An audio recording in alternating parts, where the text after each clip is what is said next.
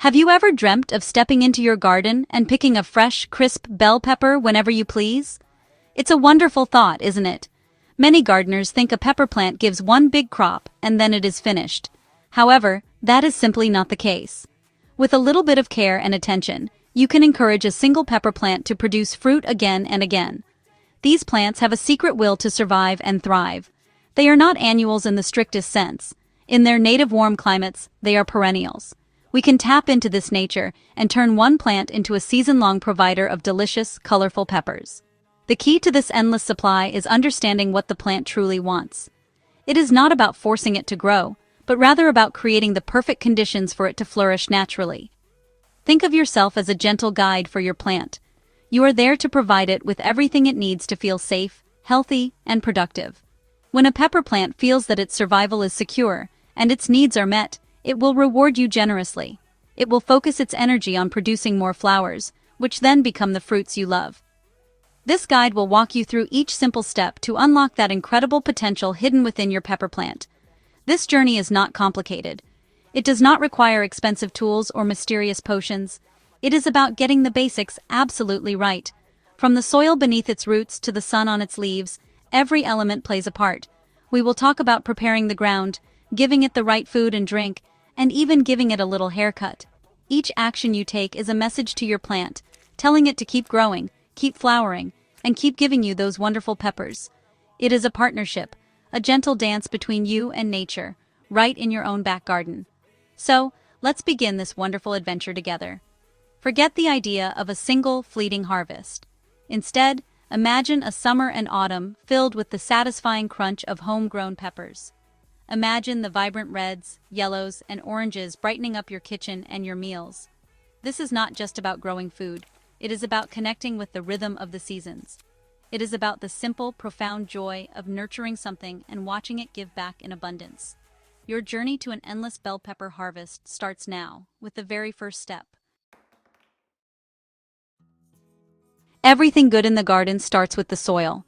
It is the foundation of life for your plants, and for bell peppers, it is absolutely crucial.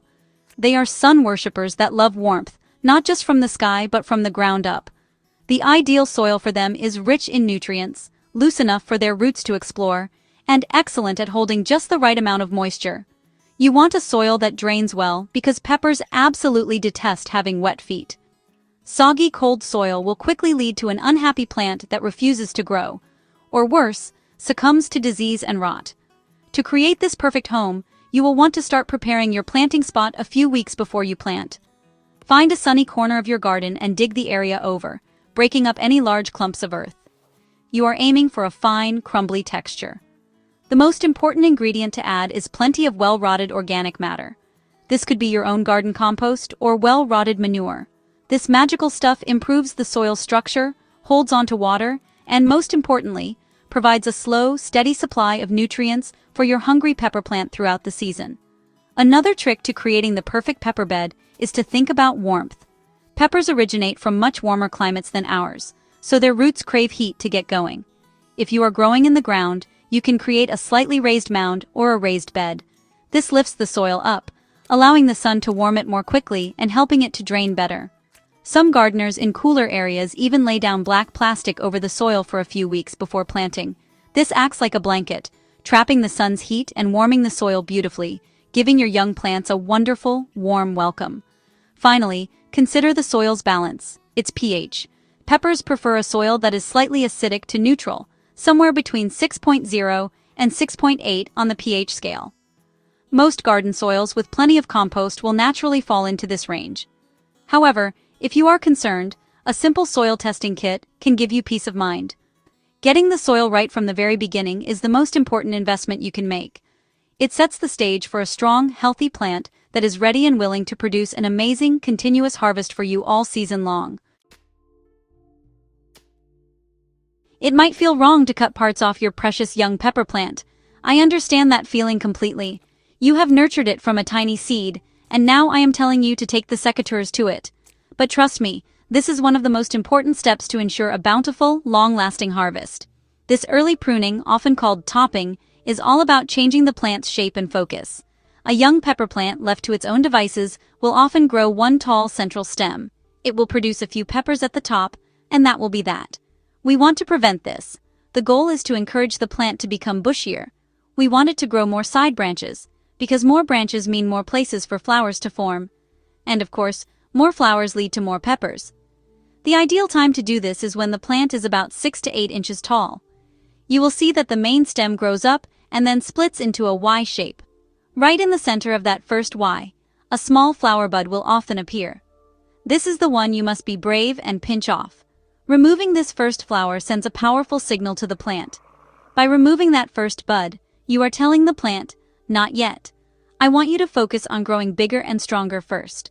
The plant responds to this by diverting its energy away from producing that one early fruit. Instead, it puts that energy into creating more vegetative growth. You will see new shoots begin to emerge from the points where leaves meet the stem, lower down the plant. This transforms your single-stemmed plant into a robust, multi-branched bush. It is a simple act of sacrifice that pays you back tenfold in the weeks and months to come. Do not stop there. As your plant grows, look for any leaves or small suckers growing below that first Y split. You can prune these off as well. This helps to improve air circulation around the base of the plant, which is vital for preventing fungal diseases. It also ensures all the plant's energy is channeled upwards and outwards into the productive fruit-bearing branches. This initial pruning sets the structure for the entire season. It creates a strong, open framework capable of supporting a continuous crop of heavy, healthy peppers. Consistent watering is the lifeblood of a productive pepper plant. They are thirsty plants, especially once they start setting fruit, which are mostly made of water. However, they are also incredibly fussy about how they get their drink. They despise being waterlogged, but they also panic if they dry out completely. A cycle of drought followed by flooding can stress the plant, leading to problems like blossom end rot, where the bottom of the pepper turns black and mushy. The key, as with so many things in the garden, is consistency. The soil should feel like a well-wrung-out sponge, moist but not soaking wet. The best way to water is deeply and less frequently, rather than a little sprinkle every day. A light daily watering only encourages shallow roots, which are vulnerable to drying out on a hot day. You want to encourage the roots to grow deep down into the soil, where it stays cooler and moister. Water the base of the plant directly, avoiding the leaves as much as possible. Wet foliage, especially overnight, is an open invitation for fungal diseases to take hold. I find the best time to water is in the morning. This gives the plant all the moisture it needs to face the heat of the day. Now, here is a trick that will make your watering duties much easier and your pepper plant much happier. Mulching. After you have given the soil a good soak, apply a generous layer of organic mulch around the base of your plants. This can be straw, shredded leaves, or even grass clippings that have been left to dry for a day. A 2 to 3 inch layer of mulch is a true garden miracle. It acts like a blanket, keeping the soil cool and moist by dramatically reducing evaporation. This means you will have to water less often. Mulch does more than just save water. It also suppresses weeds, which compete with your peppers for water and nutrients. As the organic mulch slowly breaks down over the season, it adds valuable nutrients back into the soil, giving your plant a gentle, continuous feed. It creates a stable, healthy environment for the roots, protecting them from the stress of fluctuating temperatures and moisture levels. A well-mulched pepper plant is a happy, stress-free plant, and a stress-free plant is one that will channel all its energy into producing a wonderful, endless supply of fruit for you. Bell peppers are what we call heavy feeders. This simply means they have a very healthy appetite and need a regular supply of nutrients to keep producing fruit all season long. The wonderful compost you added to the soil at the beginning provides a fantastic baseline, but as the plant grows and starts producing heavy fruits, it will need a little extra boost. Think of it as giving your hard-working plant a series of good meals to keep its strength up. The key is to provide a balanced diet, focusing on different nutrients at different stages of the plant's life. In the early stages, before the plant starts flowering, you want to encourage strong leaf and stem growth. A general-purpose liquid feed, perhaps one made from comfrey or even a balanced commercial fertilizer, applied every couple of weeks is perfect. However, once you see those first flowers begin to form, it is time to change the menu. At this point, the plant needs less nitrogen, which encourages leafy growth, and more potassium and phosphorus. These are the elements that promote flowering and fruiting. A liquid tomato feed is absolutely perfect for this job, as it has the ideal balance of nutrients for fruiting plants. Now, let's talk about a couple of old-fashioned garden secrets that work wonders for peppers. Epsom salt and wood ash. Epsom salt is not actually salt. It is magnesium sulfate. Magnesium is a vital component of chlorophyll, which is what makes leaves green and allows the plant to convert sunlight into energy. A lack of magnesium can cause leaves to turn yellow. A simple drench of 1 tablespoon of Epsom salt, dissolved in a gallon of water, applied once a month, can keep the foliage lush and green, powering fruit production. It helps the plant to absorb other key nutrients, making it a wonderful tonic. Wood ash from your fireplace or bonfire, as long as you have only burnt clean, untreated wood, is an excellent source of potassium. As we discussed, potassium is the key nutrient for flower and fruit development. A light sprinkling of wood ash around the base of the plant in mid-season, gently worked into the soil, can give it a real boost and encourage a new flush of flowers. Be careful not to overdo it, as too much can alter the soil's pH. These simple homemade feeds, used thoughtfully, provide your plant with everything it needs to perform at its best, rewarding you with pepper after pepper. Bell peppers are true children of the sun. Their entire existence revolves around capturing as much light and warmth as possible. The energy they get from the sun is the fuel that powers their growth, the development of their flowers, and the ripening of their fruit.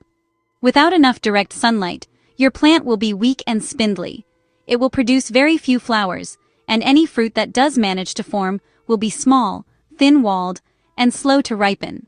So, to get that continuous, abundant harvest we are aiming for, you must provide your pepper plant with the sunniest spot you have. Ideally, your pepper plants need at least 6 to 8 hours of direct, unfiltered sunlight every single day. More is even better. When you are choosing a planting location in your garden or deciding where to place your pots on the patio, it's a great idea to take a day to observe the light. Watch where the sun falls in the morning, at midday, and in the afternoon. Look for a location that gets that full, long exposure.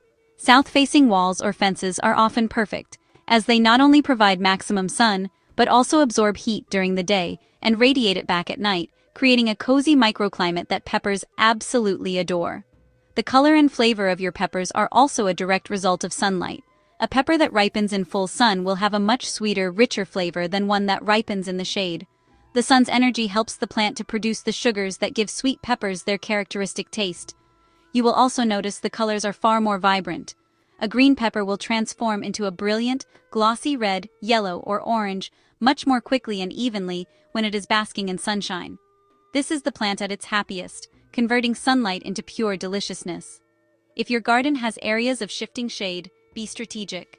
Ensure your pepper plants are not overshadowed by taller plants like sweet corn or climbing beans as the season progresses. Give them pride of place.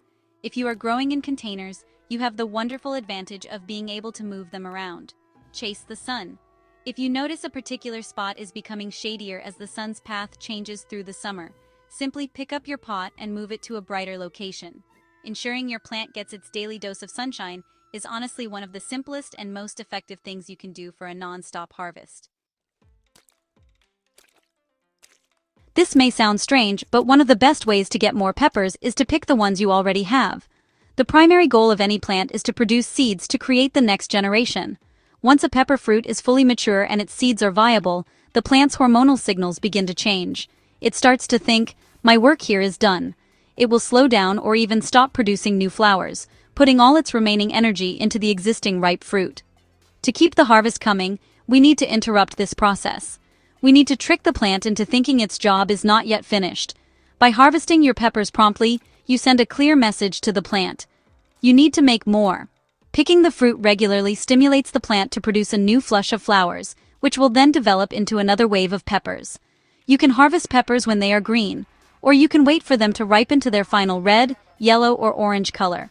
Harvesting some green peppers early in the season is a great way to kickstart this cycle of continuous production.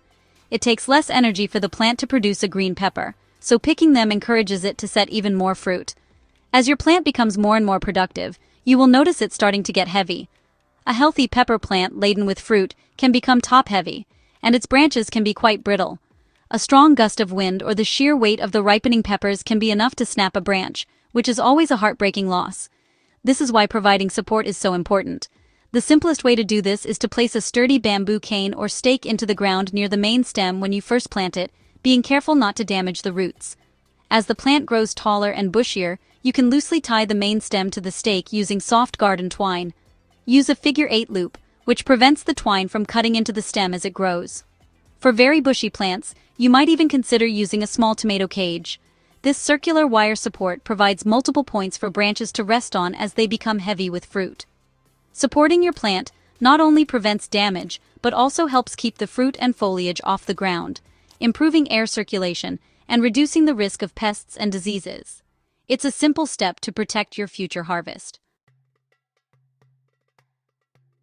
Just when you think your pepper plant has given its all, there is another trick you can use to spark a whole new wave of growth. Around midsummer, after you have enjoyed your first main flush of peppers, you can perform a second, lighter pruning. This is sometimes called mid-season topping. Look for any branches that have finished producing fruit and seem a bit tired. You can trim these taller, lanky stems back by about a third. Cut just above a leaf node, which is a point on the stem where a leaf grows or once grew. This will feel just as counterintuitive as the first pruning, but it works. This mid-season trim has a rejuvenating effect on the plant. It stimulates it to produce new, fresh side shoots from the nodes below your cut. These new shoots will quickly develop their own flowers, just in time to produce a fantastic late summer and autumn crop. At the same time, give the soil a little refresh. Gently pull back the mulch and spread a 1-inch layer of fresh compost around the base of the plant. This replenishes the nutrients that the first big harvest has used up, providing the fuel needed for this next burst of growth. Water it in well and replace your mulch. Of course, a healthy, thriving garden will always attract some visitors. Pests are a part of gardening, but they do not have to ruin your harvest. The most common pests on pepper plants are aphids. These tiny insects love to suck the sap from new growth. A strong jet of water from your hose is often enough to blast them off. If they persist, a simple spray made from a few drops of washing up liquid in a liter of water is a very effective and safe deterrent. Be sure to spray the undersides of the leaves, as that is where they love to hide. Another good practice for pest control is simply to be present in your garden. Take a walk around your plants every day or two. Look closely at the leaves and stems. By catching any problems early, you can deal with them before they become a major issue. Encouraging beneficial insects like ladybirds and lacewings, which are voracious predators of aphids, is the best long-term solution. A healthy, well-fed, and well-watered plant is also much better at resisting pest attacks on its own. A strong plant is a resilient plant. As summer begins to fade and the first hints of autumn chill the air, your pepper plant will start to slow down. The days are getting shorter, and the sun's warmth is less intense. But there is still time for one final glorious push to get every last possible pepper from your plant. To help the plant focus its remaining energy, this is the time to do a final topping. About a month before your first expected frost date, go through and pinch off any new flowers that are just forming. It is sad, I know, but these new flowers simply do not have enough time to develop into full-size peppers. By removing these new flowers, you direct all the plant's resources into ripening the existing fruit on the branches. Every bit of sunshine and every nutrient from the soil will now go into swelling and coloring those final peppers. This ensures you get a good quality final harvest, rather than a collection of tiny, underdeveloped fruits when the frost finally arrives. You can also trim off some of the upper leaves that might be shading the peppers themselves. Exposing the fruit to more direct sunlight will help them to ripen more quickly and develop a much sweeter flavor.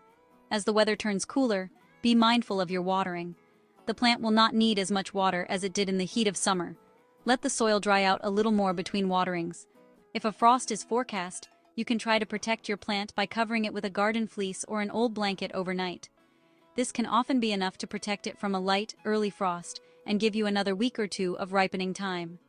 Every extra day counts in this final race to the finish line. It is a satisfying end to a season of care and attention. And then comes the final, wonderful reward. That last day when you go out and gather all the remaining peppers, a basket full of vibrant color. Look at what you have achieved from just 1 or 2 plants. You have guided them, nurtured them, and worked in partnership with them. Now, your kitchen is full of the fruits of your labor. I encourage you to follow these steps, to embrace this gentle process. There is no greater satisfaction for a gardener. Please, do share your results. I would love to see the magnificent, endless harvests you create. Happy gardening.